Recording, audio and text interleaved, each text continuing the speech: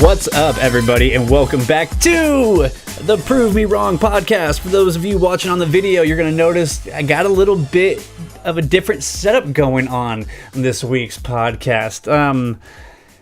The room that I was using, I'm not going to call it a studio. I hate when people call it a studio when it's not an actual studio. It was just another bedroom in my place. Someone now lives in there. So I've now moved all my podcast shit into my bedroom, and I'm trying to figure out what's the best way to be able to live in here and be able to record a podcast without having to take shit down and put it back up every single day. And I'd like to be able to just continue to have at least part of the setup up at all times without having to take it down, because that's such a pain in the ass. So right now I've put myself in the corner of the room. I don't know if I'm going to stick with this or if I'm going to just build it out like I had the other room all set up, because I have this big gray wall over here to the left. So I might just reset it up that way. But at least for this week, this is what I'm testing, so we'll see how it goes. The camera's a little bit closer than it used to be, so I apologize for that. Holy shit, have I been stressed, and it's all self-inflicted. Obviously, it's been a little bit since I've gotten this podcast out for the aforementioned reasons and just being a procrastinator. I also have to get a Coachella podcast out. I have to edit both videos, and I have to do this all by tomorrow morning because I leave for Texas at 6 a.m. Last night as I was tossing in bed, it was like I had that same feeling all over again that I had in high school when there was a test the next day and you had all this extra time to study and you didn't do a damn thing about it. So now you're pulling an all-nighter, trying to retain all the information. You realize you're running out of time and you should have just done this earlier and you wouldn't have any of this anxiety. So as a 32-year-old man, I felt that all again last night. I was just going, why didn't you get any of this done before? I mean, of course, because my usual ritual before I leave is I do all my laundry that day. I pack, put clean clothes in. If I have an early flight like I do tomorrow, I usually just pull an all-nighter doing so. So I still have all that to do on top of these two podcasts, and I'm running out of time, and I'm starting to freak out. So I was supposed to go down to San Diego tonight and just kick it, but we'll see how it all goes. We'll see how quickly I'm able to get everything edited and get it out, because I would like both of those to be out tomorrow. I really have to get the Coachella cast out because I'm now within 30 days of the festival. So I got to get a couple more podcasts out, and I've been just dragging ass, and there's no one to blame but myself. It's just a me problem. It's 100% my fault. And had I just written it down on my whiteboard, I probably would have gotten things done. But I haven't, so here I am, but I'm glad to be back. There's been a lot going on since the last time we talked. Trump's come out and said, we've discussed it once before, but that he is going to have a military parade. I'll tell you how much that costs. He also has a new plan of what he wants to do with drug dealers, and it just, well, we'll get into that a little bit later as well. I have a feel-good news story for you about a Subway singer. I don't know if you guys have heard about him yet, but he blew up on Twitter a few weeks ago, and I've been following his story very closely, and I'm excited to share that with you as well. And we're going to get into, I don't know if you guys have heard of Count Dankula, but it's a story that broke a couple years ago, and now it's kind of all come into a head, so we'll get into that as well. But last weekend was St. Patrick's Day. Did you go out and celebrate St. Patrick's Day? Are you one of the people that wear all green, that wake up doing car bombs, that drink Guinness, that drink Jameson all day? Tell you what, I'm not one of those people. Used to be that person, used to love St. Patrick's Day, but now I don't give a fuck. St. Patrick's Day is also my sister's birthday, so hey, Brittany, happy birthday. That's a good thing about St. Patrick's Day, but I don't give a shit. And I really don't like holidays when they try to tell me what I have to wear to go out in public. Yeah, it's St. Patty's Day. Everyone's Irish tonight. I don't own anything green. I'm not going to go buy a green shirt just for a one-time thing to go drink with a bunch of people I don't know or care about. I don't give a shit. So there's an Irish bar right by my house, and I wasn't even planning on going out, but I was getting bored. I was getting antsy. There wasn't much to do. So I hopped on the beach cruiser wearing no green because I'm an adult and I do what I want. Rode my beach cruiser down to the bar and had a few drinks. Now, this is 4:30 in the afternoon, so sun's still up, still relatively early. I guess not that early if you've been drinking since 9 or 10 in the morning, but when I got there, you could already start seeing the effects of alcohol. Saw a woman crying on the curb, saw another couple fighting, saw a couple dudes start giving each other the stink eye over, I don't know, bumping into each other or something. I mean, this place was packed. They have an indoor area and an outdoor area, and both spots were shoulder to shoulder, I mean, just wall to wall, packed with people, but you could already start seeing the effect of alcohol already starting to kick in. And I think it's like some people's mission on days like that. It's just like, you know what? We are going to go out and get blacked out tonight. I don't know why they always have a southern accent when I'm talking about that type of person. But who was it?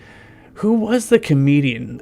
Oh, it was Cat Williams when he talks about the difference between black people going out and white people talk about going out. When they go, the white person comes out, you know what, Dave? Tonight we're going to get fucked up. Ow! All they care about is what they said when they was leaving the house. Tonight, we're getting fucked up. That's essentially what happens on these drinking holidays. Now, I don't mind St. Patrick's Day. I used to be one of the dudes that would go and watch Boondock Saints, drink my Guinness, would have to have some car bombs, but now I'm too old for that shit. But there is a stark contrast I've realized over the years between two separate holidays, or the drinking holidays and then the one smoking holiday that we have. Now, drinking holidays are not limited to Super Bowl, St. Patrick's Day, Cinco de Mayo, New Year's Eve, Christmas. Okay, I could go on and on. There are many holidays in America in which alcohol is part of that holiday. And there's only one that involves marijuana, which is now legal in California. We've discussed it before.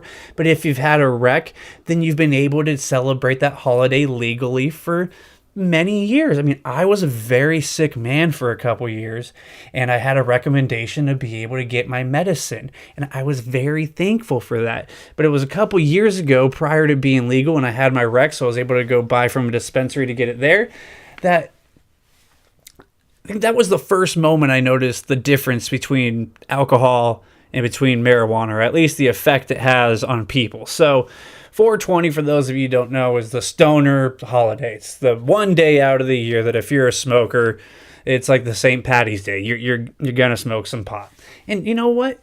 Just like on St. Patrick's Day, I don't have to smoke pot on 420. I don't like being told what to do. If I have it, okay, I'm just gonna smoke before I went to sleep anyway. So, but this year I didn't have any on me, so I was like, all right, I'll go up to this dispensary. It's right on. It's like where, if you guys know where Winchester, like the city of Winchester is, and like Hemet, like it's right there, like between like Temecula and Hemet, but it's right on the border of Hemet. So I say all that to say, you know about the clientele that probably be in there. So I went up there. Instantly, you notice there's a difference. There's a line to get into the building. For those that don't know, when you go to the dispensary, you go into the main area, they check your ID, and then there's a separate area that you can go into. This is now for the recreational and also for the medicinal. So now if you're just 21, you want to go buy weed, same thing too. There's going to be one spot and then you can go to another. But I showed up. It's probably right around like 4 or 5 o'clock. So the thing people do is people want to smoke pot at 420 on 420. So maybe everybody would rush there at the same time. But there was a line already out the door, so I waited in that line. Then you wait to get in the building. They check your ID, and then you sit down. They have some couches and some chairs, and there was a lot of people standing in this area. But instantly, I noticed that there was a huge difference between the smoking holiday and the drinking holiday. First off the bat, you go in. They had some free sandwiches for the people waiting, free chips, water. So you were able to get some food. You were able to hydrate. You were able to just hang out. They check your ID, and people were sitting on the couches. But you know what I saw? When older people would come in, or because for all of you that just think it's like a bunch of like younger people, or I guess I'm not younger, but you understand what I'm saying, that are in these dispensaries or picking up weed. It's not the case at all. It's older people, it's doctors, it's lawyers. You never know who you're going to see in there. But there was a few elderly people I'd seen come in. One guy clearly disabled, and without even being asked, you know what happened? People that were sitting on the couches, they stood up and they gave their seat away. First instance, good luck seeing that in a bar. If you're lucky enough in one of those packed spots to get a table or a chair, those people rarely give it up. Number two, people were waiting an hour and a half to get back to the second room. Like I said, when you first walk in, it's like the waiting area. They check your ID, and they can only have so many people in the back area at a time. So then they let in, I think it's like 5 people at a time are back there. It's not like 100 people or anything. It's like one person per bud tender. So it's like if you're at a bar and there's 3 bartenders, there's 3 people drinking. So people were waiting an hour and a half. Not one person complained. Not one person freaked out. Good luck trying that at a bar. You'll see men and women both that will be sitting at a bar for, maybe 3 minutes. We're talking 180 seconds, that already start snapping, already start clapping, whistling at people. They'll see them start looking at their neighbors. When the fuck are we going to get a drink, man? When the fuck are we going to get a drink? But I didn't see that at all. And people were waiting, like I said, 90 minutes to 2 hours to be able to get into the back. You didn't see any fights. You didn't see anybody arguing with their significant other or with a friend. There was no tears from consuming too much weed or anything. And that was the other thing. They just, since everyone was waiting and being so cool, they would just spark up blunts and just pass them out. And people would smoke and they'd pass it. And they'd make sure the line was going around the right way. And if not, they'd pass it to somebody else. And everybody was just fucking cool to each other. And this is in Hemet, on the smoking holiday of the year. Good luck ever reciprocating or replicating that in a drinking environment. It doesn't happen. They're different types of drugs. That always cracks me up when people say like, oh, drugs and alcohol. No, alcohol's a drug. Let's just call it a drug. But that's the fucking difference. I probably told you this before, but one of my favorite games to play in Vegas is when you just see chaos happening that's alcohol induced. I just go, well, that wouldn't happen on marijuana, or that wouldn't happen on marijuana. But no one even bats an eye when you tell them you're going to go out drinking on St. Patrick's Day or for Cinco de Mayo, but you still got a little bit of prudes in the world when you tell them that you're going to smoke pot or go. Okay, so for the use of watching on video right now, the first part just crashed, so now I started the second part of it, so I'll have to splice all this together and we'll see how it goes.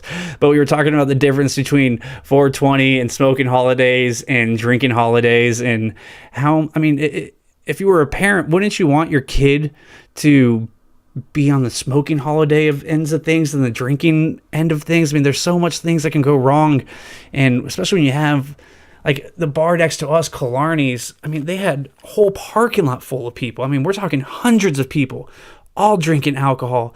Anything can go wrong at any moment. If you're a parent in 2018, wouldn't you much rather, if your kid was going to pick a drug, let it be marijuana over alcohol? I know that I would, but that's fairly obvious, right? But we'll talk a little bit more about the war on drugs later on in the episode, because Donald Trump has some new ideas about what he wants to do to solve the opioid problem. And I'm sorry that I have to bring him up so many times, people, but he's just polarizing, and he has interesting ideas about how he wants to handle some of these issues, and I have an opposing point of view. So we'll get into that a little bit more later in this episode. But I was talking about tomorrow, I'm going to be heading out to Texas to go celebrate the Quad's 4th birthday, which is absolutely crazy to me. I haven't been there since Christmas, so January, February, March, so like 3 months. But 3 months in like a 4-year-old's life, they turn into totally different people. Like when I see them on videos in my sister's phone or on social media, I'm like, oh, they're having like full-on conversations now. Like they can question things that you're doing. They're forming full sentences. It's not just broken words anymore.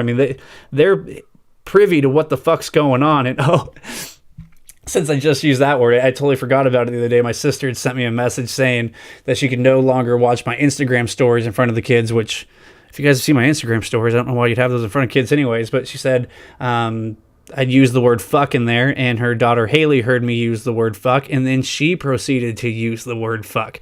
So she's now no longer allowing the kids, or maybe after she screens it first, seeing my Instagram story. But I told her, I said, oh, that makes me really proud, like laughing face. She goes, I don't know why that should make you proud, but I just thought it was funny. I mean, we're in the year 2018, people. It's not that big of a deal. Kids are going to grow up hearing bad words. I mean, didn't you grow up hearing bad words? If you're a parent right now, do you curse in front of your kids? I mean, what's your reason for or not for doing it? I mean, all my friends cursed when I was younger. Actually, I take that back. When I moved to Marietta when I was like in 3rd grade, and from what my old brain remembers, when I was in Upland, like the kids didn't curse there, but I came out here, and then I started hearing words like fuck and shit and damn come out of 10-year-olds' mouths, and that blew me away. But hearing those words, did I then go home and use those words in the house? Of course not, because my parents would have beat my ass. And isn't that the same thing that, like, if you were raising kids now, why not just curse in front of your kids, let them know that these are words that people say, it's not appropriate for them to use it, and just treat it like alcohol. Just because a 5-year-old sees you drinking a beer doesn't mean that they're going to think it's okay for them to go get a drink, to drink a beer. I just don't know why in the internet world with YouTube, with social media, why you would still be trying to shelter kids from bad words. I mean, it's silly to me, but I don't have kids. I don't know, but I just like to think if I had children, how I would approach it, because I had friends now that I think, right, that I know curse in front of their kids, and it doesn't mean that their kids are able to use those words at home. Just like I used with the alcohol analogy, they know what the hell's going on. They're hearing it anyways. And now with YouTube and Netflix and social media and all the things that go along with it, there's no avoiding it. There's no more painting this perfect world we live in where people don't curse and nobody has sex before marriage and everybody's just good people. They can go out and get the information. And I realized the other day when I was sitting on the couch, I was reading an article from CNN, and it really kind of made me stop for a second and realize how big of... If you guys are on Twitter, you probably see the term snowflake a lot. So I don't mean to use it here, but sorry, like how much of snowflakes the baby boomer generation was, or the previous generations, because I'm reading a CNN article. I don't remember what it was on now, but they literally had a warning at the top of the article saying, graphic language ahead, warning. Oh my God, what adult needs to be warned that there might be the word fuck 2 paragraphs down? Do we really need warnings? This baby boomer generation likes to talk about how millennials are triggered and they're snowflakes and they need their safe spots or safe places. But yet you guys enacted warnings for bad words in print, and not just print, for TV and for the radio. There's certain sounds that you can't make with your mouth, otherwise what are we gonna do? What are we gonna do about the children? It's 2018 and we still have warnings like this. People, there's now podcasts, there's now YouTube, there's now every comedy special you ever want to see is on Netflix. Do we really still need these trigger warnings? Do we really still need to be coddling our children, telling them that, oh, this is G-rated, not letting them hear certain things? Look, I understand if there's certain like topics you don't want discussed in front of them, or if there's certain things you don't want them to see. I get all that, but the bad word thing of that, there's these special words that have these certain meanings that you want to shelter your kids from. Is that really doing anybody any good? I mean, look at the previous generation, the bunch of snowflakes that they are. Think about what you see every Christmas when it comes around. How many of them on the right get offended by the term happy holidays? We get offended by everything, and they get offended by 2 words that say happy holidays because we're not saying Merry Christmas, and they're up in arms and they're freaking out, and you have Donald Trump talking about it, people on Fox News talking about it, but they're not snowflakes. They're the generation that tell you, back in our day, we could say whatever and people wouldn't get offended. I'll give you another, for instance. Say the word fuck in front of like a woman that's like 55 or 60, especially if you have like any family down in the South. That's not words they used or said. My mom gets so pissed when she hears me use that word, and I have to tell her all the time, Mom, it's just a sound my mouth makes to articulate a point.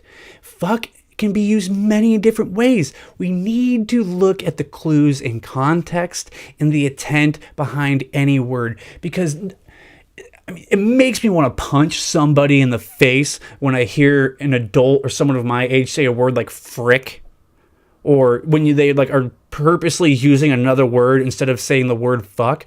Like, why is that word any better than this other word when you're meaning the same fucking thing? If you're saying frick, you really mean fuck. So why do certain sounds with their mouths have different meaning to everybody when we should be looking at the context of all these things are dealing with? And now you're seeing it with the joke police too, or the thought police. I mean, I posted an article yesterday about this guy named Count Dankula that I think a lot of the times when I post things, it comes off that I'm like far left, but I'm certainly not.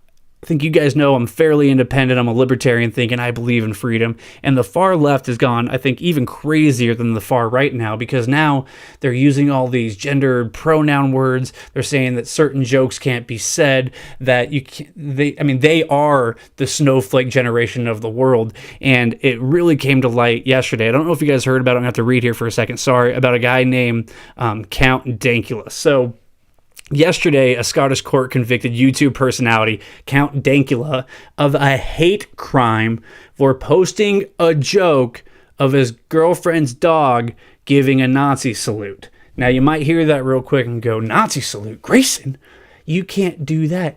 But it was a joke. And this guy he's not like a PewDiePie or like a Logan Paul where he had millions of followers. He was just a normal guy. And he posted a video that was hilarious. And it went viral. So I'm going to continue reading here for a second. It says, Count Dankula, whose real name is Mark Meechan, was released on bail earlier yesterday and will be sentenced next month. By the way, they're looking to lock this guy up anywhere from 1 to 5 years for a joke video that in the beginning of the video, he acknowledges it's just a joke. Before the verdict yesterday, Meechan told his fans, if worse comes to worse and everything goes fucking terribly, keep fighting for free speech, the great meme war. We've talked about it on this numerous times about how I'm a proponent of free speech. And that means speech that offends people sometimes. Who gives a shit? Freedom of speech only works if you have freedom to say whatever you want. And what he posted was hilarious. It's a little pug, and he's asking him if he wants to gas the Jews. So the video that got Meechan in trouble was posted on YouTube in April of way back in 2016. So it's almost been 2 years now, or it has been 2 years. It depicts his girlfriend's dog named Buddha responding to Meechan saying things like, you want to gas the Jews over and over. For those of you just listening to the audio portion, you're just going to hear it.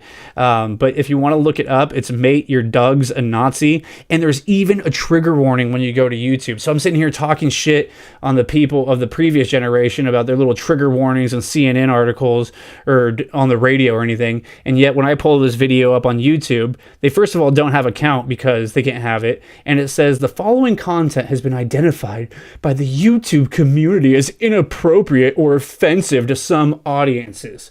Here's the video for you, and we'll go from there.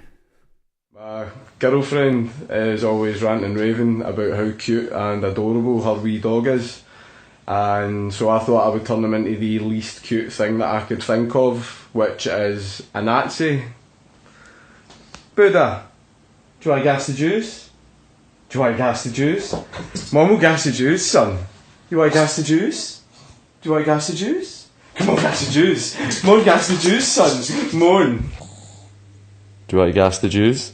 Do you want to gas the Jews? Do you want to gas the Jews? Gas the Jews? Jews.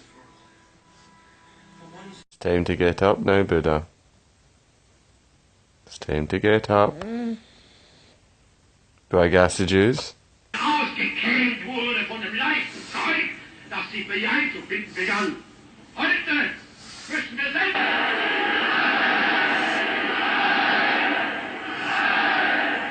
Sieg Heil. Sieg Heil. Sieg Heil. Sieg Heil.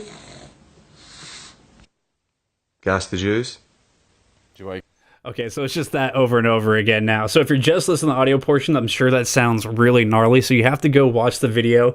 Just put in Count Dankula or the video that I'm watching right now, the one with the trigger warning on there. It's M8, so mate, then YERDUGS, a Nazi. So mate, your Doug's a Nazi. And in the beginning, he says, this is just a joke. It's just because the dog's adorable. And that's what makes it so fucking funny. And now he has been... what's the word I'm looking for? He's been charged with a crime and is likely going to have to go to jail. Now, granted, this is in Scotland, but we gotta pay attention to these things and make sure that shit doesn't happen here. It's happened in Canada before, too, where a stand-up comedian, there was a heckler in the crowd, and he made fun of her or something for being a lesbian, and I'm doing a horrible job of paraphrasing it right now, but I know that he was seeking time in jail as well. So, with how crazy the left is here in America, with how polarizing Trump is and everything, I believe in the freedom of speech, and it makes me really happy that I can come on a podcast right now and say fuck Donald Trump or fuck the government, and hopefully nobody's coming and banging down my door as I look at the door to make sure they're not coming in right now. But these are important things, and in the year 2018, this guy's going to have to do jail time for a joke. Out of context, sure, you hear a guy saying, oh, you want to gas the Jews, you want to gas the Jews, but isn't it important to know that he was absolutely joking? Just like I was talking about when people use the word frick or fuck, you're saying the same thing. Context matters, intent matters. As Chris Rock famously says, it's not the words, it's the context in which I use the words. But here's the crazy thing, man. It's not about the words sometimes, man. It ain't about the words. All bad words ain't bad. Sometimes it's about the context in which the word is said. It's not always the word, it's the context in which the word is said. So if you say some, depending on what you're talking about, you say something like, man, you're the finest bitch I ever seen. That's a compliment. It ain't the word. It's the context in which the word is being said. Please go look that stand-up special up if you haven't seen it before. I think it's one of his greatest bits of all time. But context matters, and when people are making jokes, you have to acknowledge that a joke is being made. Look, I text people awful things. Things that if I was running for president and that ever came out in light, that I would not become president. Although now with the new political climate we're in with Donald Trump, maybe anything's possible. I mean, you got the Stormy Daniels lawsuit going right now and his NDA, but I'm not going to get into that. But maybe it wouldn't give me that much grief or harm if I was running for president. But I text people like not politically correct things that I know is going to make them gasp for a second because I'm joking with people and they understand me and they understand where I'm coming from and they know it's not malicious. If I was saying something that was actually fucking awful and wasn't a joke, I would get called out on it. But now you have people that are going to jail for things that are joke, and they even acknowledge that clearly he was trying to make a joke, but essentially they're saying, oh, well, it wasn't a funny joke and that it's still a hate crime. So keep your eye on this. If you haven't checked it out yet, the guy's name is Count Dankula. But people, what's going on? It's the year 2018. Do we not know when someone's making a joke or not? I mean, it was the Tracy Morgan deal a couple years ago. I don't know if you guys saw when he was on stage and he was making a joke about how if his son was gay, he'd stab him. And the LGBTQA plus -3, whatever the fuck their community is, came out outraged, wanted Tracy Morgan to apologize. But Tracy Morgan is fucking crazy. Out of context, if you're just reading that, you're like, oh my God, he wants to stab his son if he's gay. But when you hear it as a joke, everything changes. Think of like when you get a text from someone posing them telling you something, you need to hear the inflection. So just reading it and they came out and said, oh, he's homophobic and hates gay people. But hey, they talk about Black Lives Matter or Blue Lives Matter. I'm here to tell you that context and jokes matter, and we gotta do a better job of it. It's 2018, people. Wake the fuck up. And talking about being in the year 2018, Donald Trump came out this week and says that he wants to lock drug dealers away for life. 2018, and this nonsense is still going on. And now this is in reference to the opioid epidemic, because that's his solution for all this, that he's going to lock away drug dealers for life. But I'm going to play the audio of what he said in a speech just last week. If you look at other countries, I've gotten to know the leaders of many countries. And I won't mention names, but you know the countries I'm talking about. I go around, how's your drug problem? We don't have much of a drug problem. What do you mean you don't have a drug problem? Well, we don't have. I say, how come? We have zero tolerance for drug dealers. I say, what does that mean? That means we have the death penalty for drug dealers. We don't have a drug problem. Take a look at some of these countries where they don't play games. They don't have a drug problem. We have court cases that last 10 years, and then they get out at the end. We got to be tough. We have to be smart. We have to change the laws. That's right. So he said you got to look at some of the other countries that have no tolerance when it comes to drugs and see the way that they're handling these issues. Well, my microphone just fell. So I happened to go and look up 20 countries with the harshest drug laws in the world. Now, I'm going to read through them for you real quick, because this is what Trump was comparing. And he said, look at the other countries with no drug tolerance, and they don't have a drug problem. When I read these countries' names, you tell me if it sounds like a country you want to live in.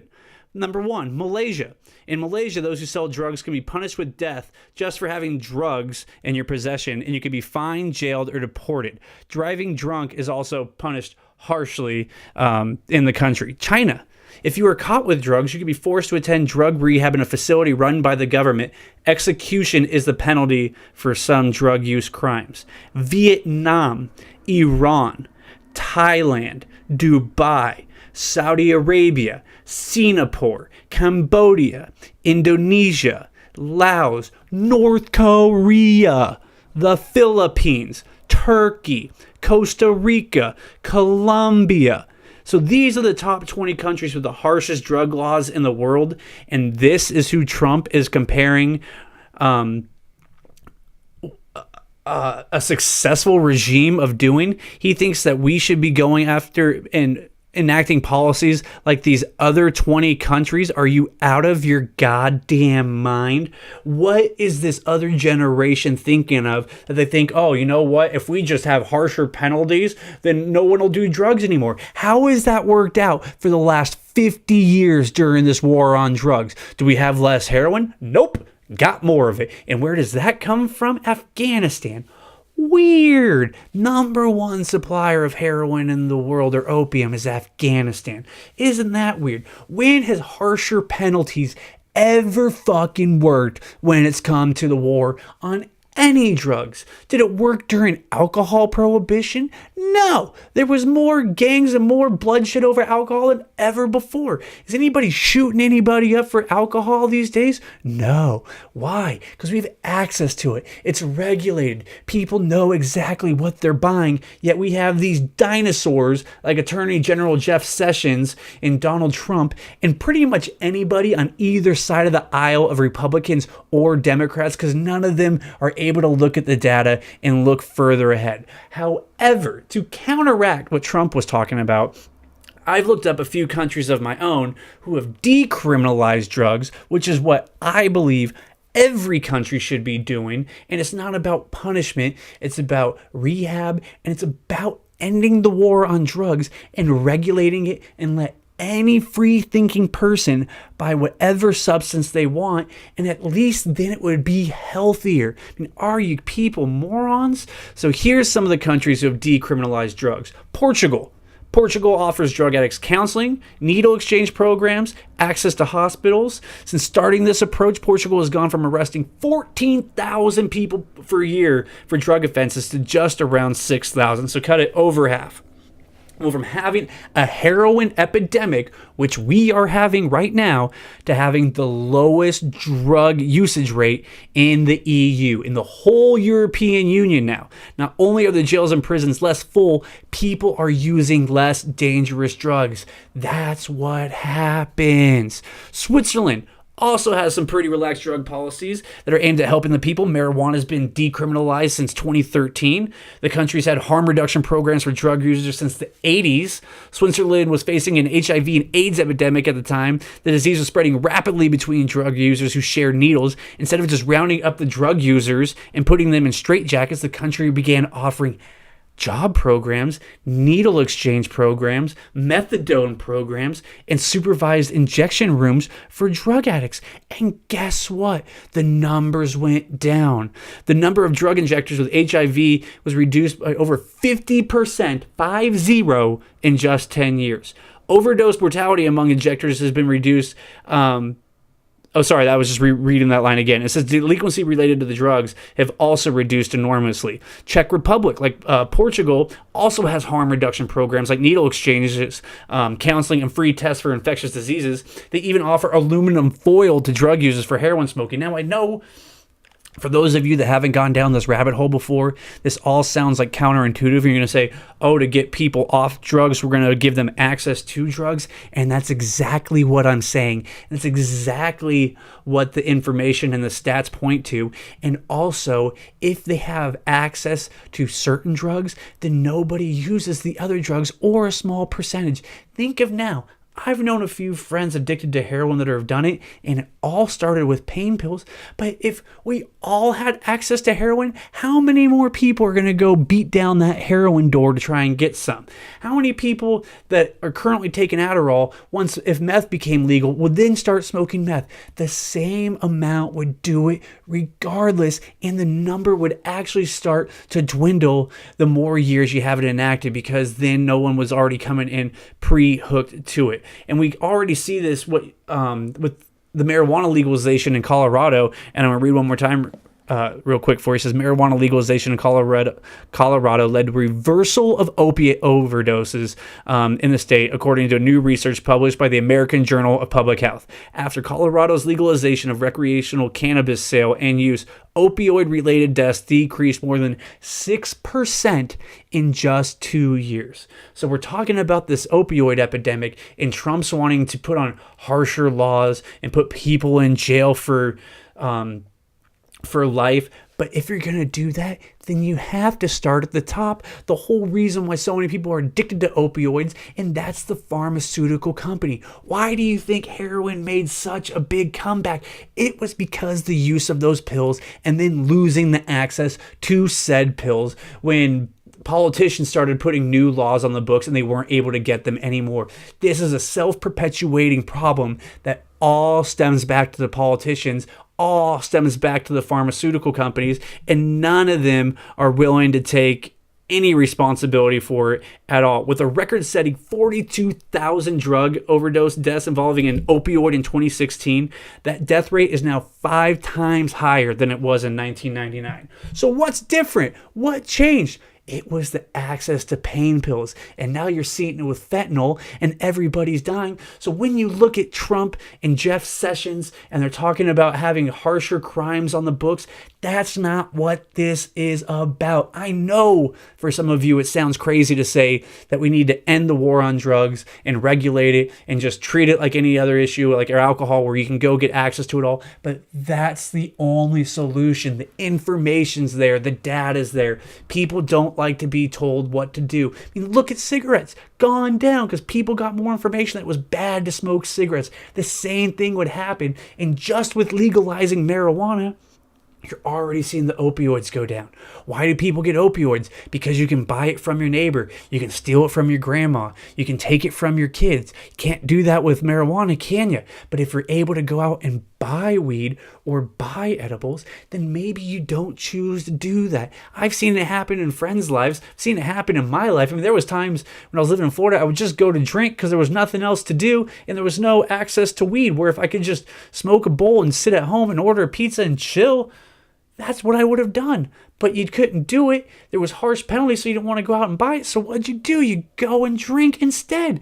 And then the moment I moved back to California and got my rec, I instantly replaced that with it. Now, look, I know I talk about weed a lot, but I'm not even someone that smokes every day. Sometimes I'll like smoke a bowl before bed. There's many days or weeks I don't even smoke pot, but I have the option to do it. And there's many times if I didn't have that option, I'd go out and drink or do something just because I'm bored.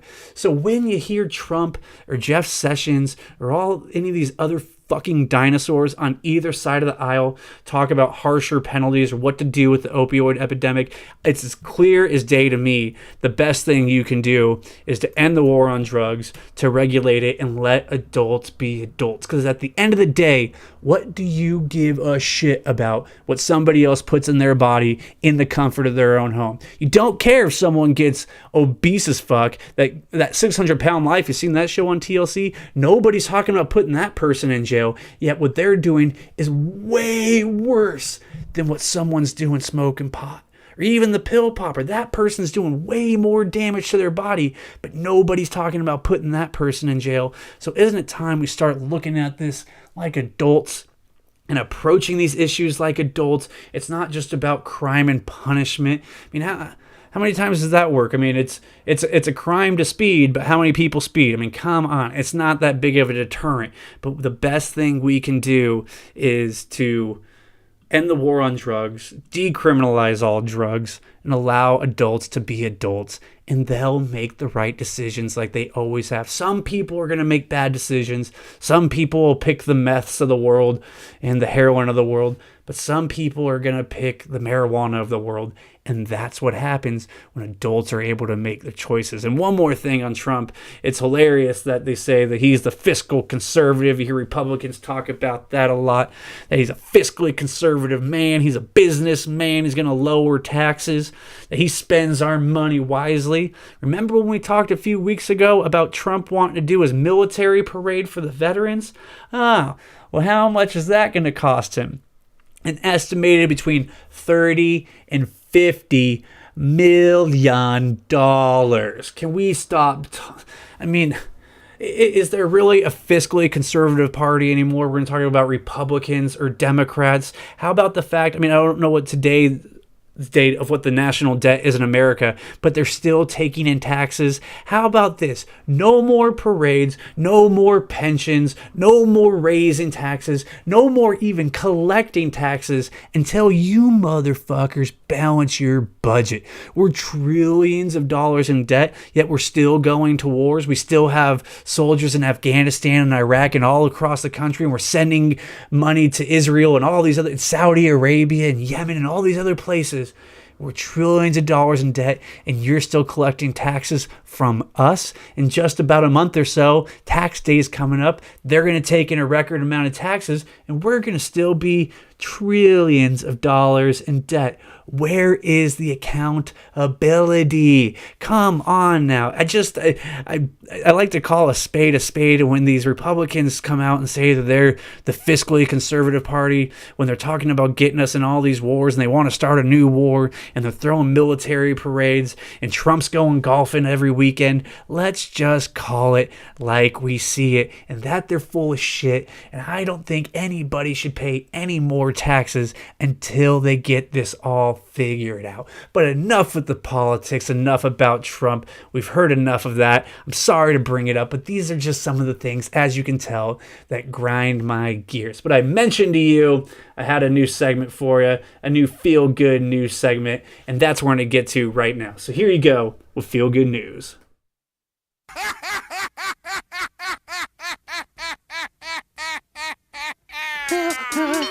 I feel good. I feel great.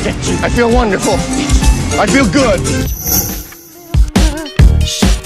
So this week's feel-good news story comes from a tweet that I had stumbled upon on Twitter. It is of a Subway singer named Mike Young, who's launched a Kickstarter to cover recording costs for his debut album. I'm going to read real quick, just right off his Kickstarter. And it says, "My name is Mike Young, and I'm a Subway singer from New York City. I was signed to RCA at 14, then T Electric with the likes of Etta James and Luther Vandross. The label went bankrupt, and I never got my debut album out. I spent the past 38 years in the subway, busking and making a living while supporting a family and the projects of Brownsville. With your help, at 58 years old, I hope to release my debut album, Never Give Up. And it caught my eye because the tweet that had gone viral that he sent out is him singing in a subway. I'm going to play that for you right now. And time can do so much. Are you still more?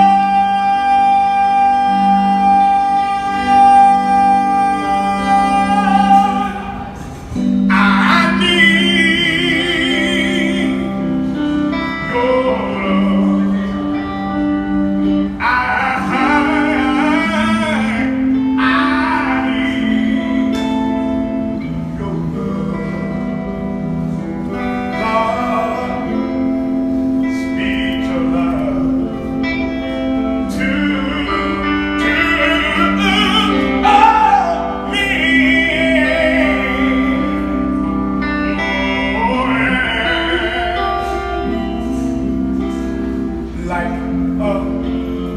your love.